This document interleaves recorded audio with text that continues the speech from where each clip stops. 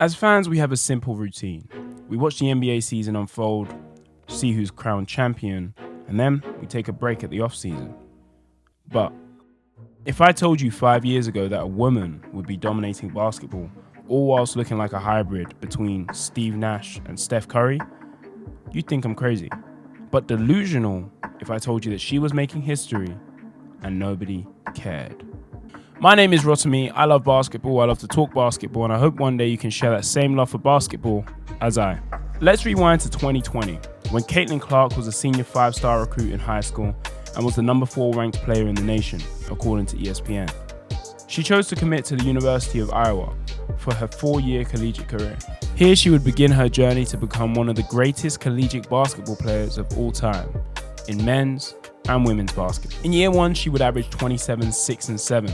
Clark took the Hawkeyes to the Sweet 16, where they would fall short against UConn. But during that run, she would set a record for points and most three-pointers in a game.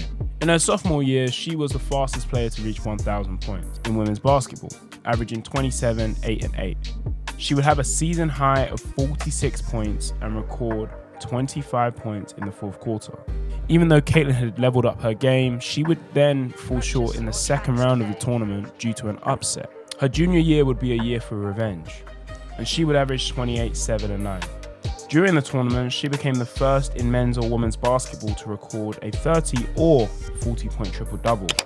She would have a back-to-back 40-point game during the tournament, and in the Final Four, she would come up against LSU, who was led by a dominant Angel Reese, averaging 23 points and 15 rebounds. The game finished in a loss, and Caitlin would have 30 points and 8 assists after hitting a record number of 8 threes in the game. But also, this happened. And Angel Reese knows a ring is coming. You see, in her senior year, she was on pace to set all-time records. She averaged 32, 7, and 9. Here, we would witness the Caitlin Clark effect. 55,000 people came to watch Caitlin's brilliance, which was an all-time high in attendance for women's basketball. During the tourney, she would get her lick back, eliminating LSU with 41 points and 12 assists in that game. This time, it's Iowa!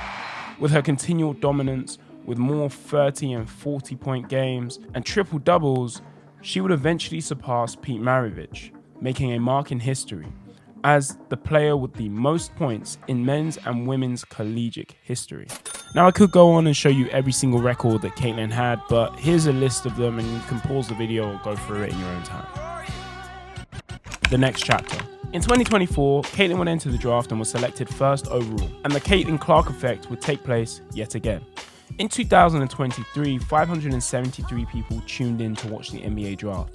1 year later, that increased by 307%, and 2.45 million people would tune in to see her go first. Caitlin was the first draftee ever dressed in Prada, and before ever playing a game in the W, she would actually be offered $1 million by Ice Cube to play in the Big Three. You see, the WNBA economically is terrible. They have never turned over a profit in their 28 years of being around.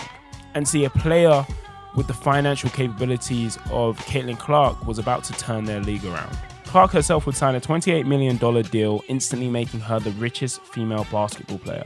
Her effect was not only great for her, but the whole league. Before Caitlin's arrival, the non-profitable WNBA league were flying all their players commercial with us commoners.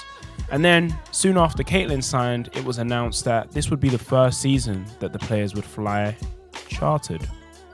But why is it that the other women in the league still want to kill her? Why are they so ungrateful? You see, Caitlin had had a rough start to the league, adjusting to everything that was going on that season. And one of those adjustments was the hate that she was receiving from her peers. Caitlin was physically getting beaten up on the court, and then notable media members would say that she was only getting love because she is a straight white female. Mentally, that would have affected anybody. And with her team, in the first 11 games, they would start the season off 2-9 with a losing record, which many would have thought put them out of playoff contention. It was very clear that her peers didn't want to see her succeed. However, during that first part of a regular season where she would struggle with consistency and efficiency, we would see an explosive 30-point game against Washington, hitting 7 threes in the process. But everyone wanted to know, how would she play against the Chicago Sky? Because that was Angel Reese's team, and Angel Reese was her rival. The rivalry. People like to think that Angel Reese and Caitlin Clark is the closest thing that WNBA will ever get to a Magic and Bird rivalry. But that is simply a lie.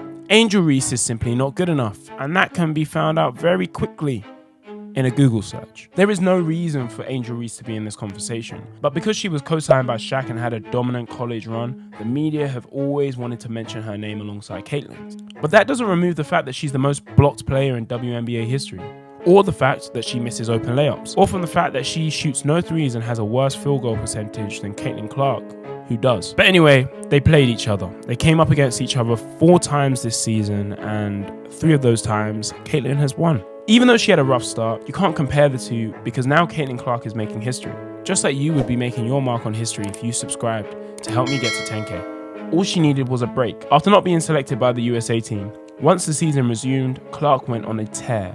As a rookie, she is the first to have a triple-double. She's the fastest to hit 100 threes in the season, and is only one of 6 players to ever hit 100 threes in a single season. And among all those players, she is the only one to have 200 assists. In 2020, Courtney Vandersloot, a 6-year WNBA veteran, set a record for most assists in the game with 18. Caitlin Clark broke this record after her 11th game. Now she's on a killer tear, having more 25 and 5 games than any other WNBA player in history. So let's compare Caitlin with her real peers. 4-time WNBA champ, 13-time All-Star, 8-time All-WNBA, and 2006 All-Decade player, Sue Bird. After a 20-year career, Sue Bird is widely regarded as the greatest WNBA point guard of all time, and actually ranks top 10 all-time players in ESPN's all-time list. Many would say she's the GOAT. But what if I told you she wasn't a great comparison? Statistically, side by side, taking Sue Bird's best season in 2011 where she finished 3rd in MVP talks, Caitlin clears her in all categories. But even if you still took her highs in each category throughout her career, Caitlin still comes out on top. When you take the highest game scores from both Caitlin and Bird, Caitlin has already showed that her ceiling is above Bird's. I think it's very clear that Caitlin can out-GOAT the GOAT. Why is it a player with all of this GOAT potential still didn't make the Team USA team though? Caitlin has brought more attention to the guard position because of all she has achieved in college and the way she played. But before her, it was Sabrina Ionescu. She shot the lights out of last season.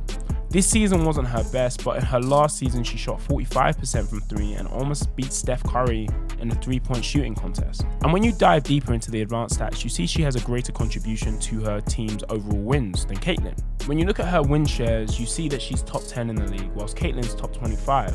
However still impressive, she is yet to solidify herself as the best point guard in the league. And comparing her to the best in the league, we have A'ja Wilson and Breanna Stewart, who are simply in a world of their own. They are both dynamic bigs who have one another to compete against.